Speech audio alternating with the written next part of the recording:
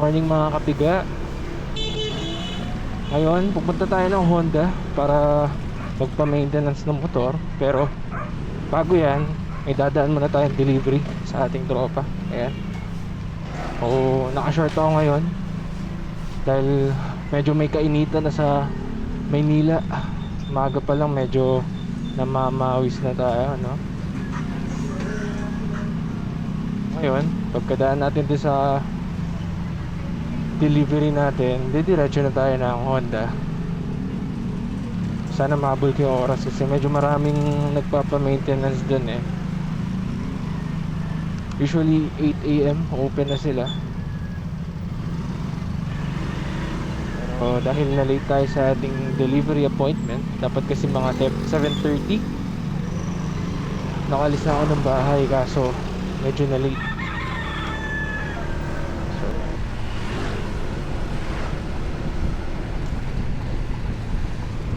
So kung nakikita nyo, naka-thermal bag yung i-deliver nating items, no? Magawa kasi ng dessert yung kapatid ko. Gusto nyo? Tignan nyo lang dito. Post ko na lang din dyan.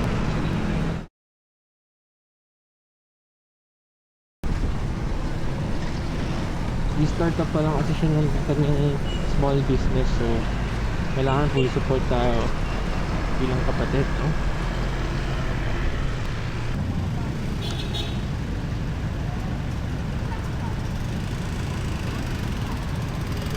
Taas ng sinag ng araw dito. Nabuti na lang pala naka-ano ka, polarized visor tayo.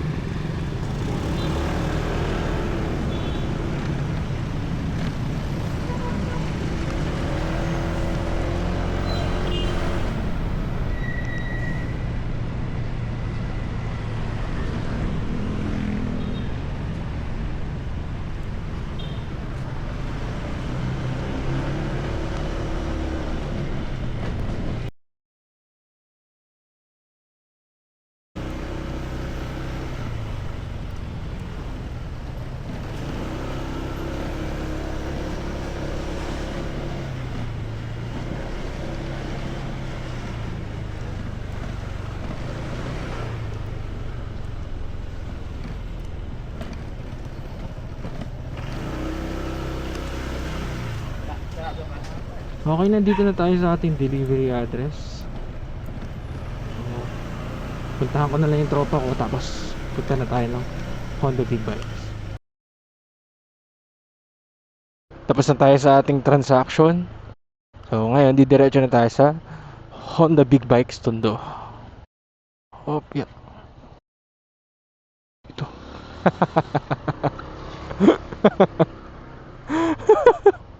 Good morning.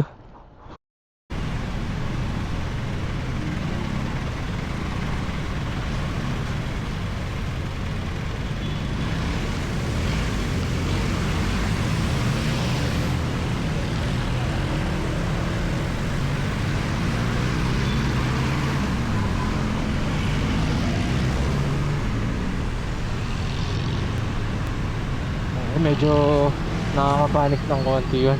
So anong nangyari dun, guys? Anong nangyari dun, mga kapiga? Turn off dahil idle yung makina. Tapos accidental ko na turn off yung idle stop. Pag ganun kasi, kailangan ko i-reset yung engine, or else hindi mag-start yung motor. So medyo nakakapanik ng konti kasi may traffic. Tapos kailangan ko mag-restart ng motor.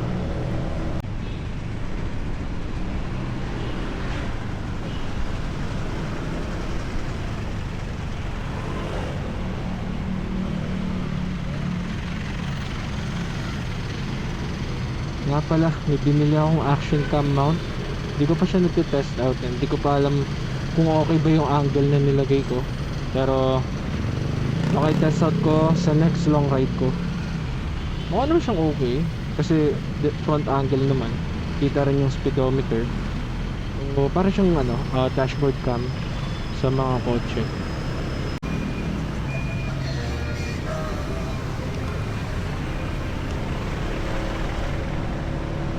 At ayan na nga, ito na ang Honda Big Bikes Tondo. So parking muna tayo dito.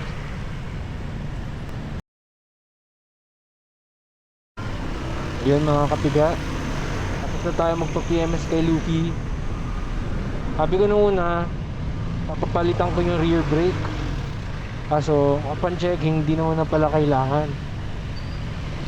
Marumi lang daw yung brake pad, kaya nagkagawa ng metal to metal noise. Pero okay pa yung kapal ng brake pads natin.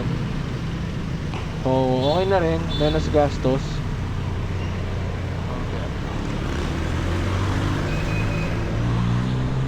Kaya pala nung naglinis ako nung gulong, after nun parang nawala yung metal to metal grinding noise.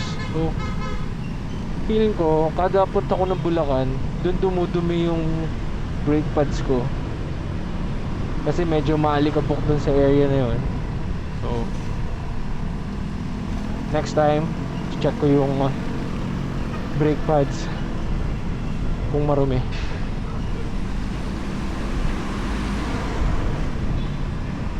Ngayon pauwi na tayo,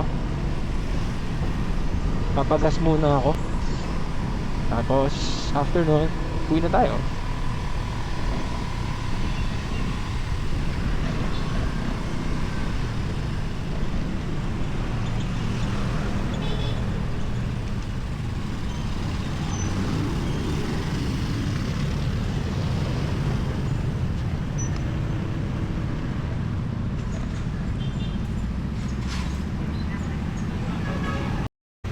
Okay, so tapos na tayo magpagas, magpa-check ng hangin.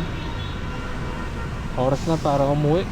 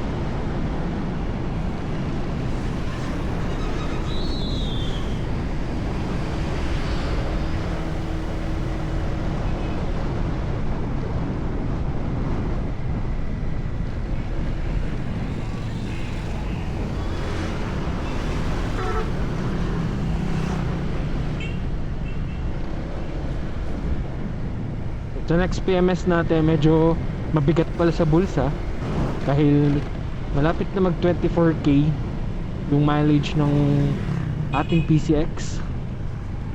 At kailangan na natin pa-check yung panggilid, yung clutch lining, pwedeng center spring, flyballs, slider piece kasi papapalit ko lang, so no need. Ano pa? Yung belt mismo. So ayun ang mga kailangan check. So tingnan natin mga kapiga, baka umabot ng at least 4K, mga ganun, at least 4,000.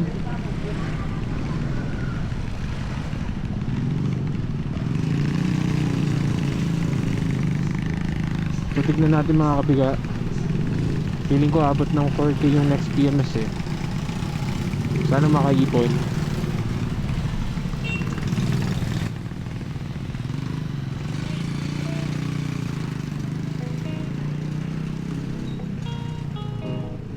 Ayun, dito na ako mga kapiga. See you sa next vlog. RC07 out.